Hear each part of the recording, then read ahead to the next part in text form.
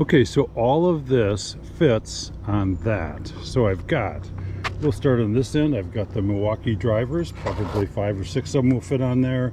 A couple of Milwaukee or any type really, 18 volt, 12 volt routers, a Wen or a 8 inch or even a 10-inch Rikon drill press will fit on there. A lot of these all at the same time. All of these tools, like the Incras, the large one, the small one, the Allen wrenches, the Hyde, the Tightbond, the Gorilla, the Speed Square, pencils, the Bald Eagle, digital, a couple of rulers. All these are in our clamp. In fact, this is just the start of it. It'll fit like twice this many. It'll fit the GRKs that'll slide in there. All these different bits for it.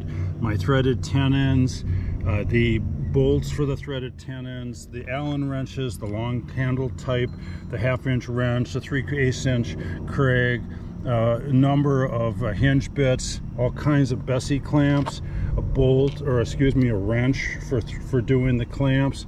And then we get to even the small stuff like the USBs. It'll fit 4 of those, a remote control for a stereo or TV and or both.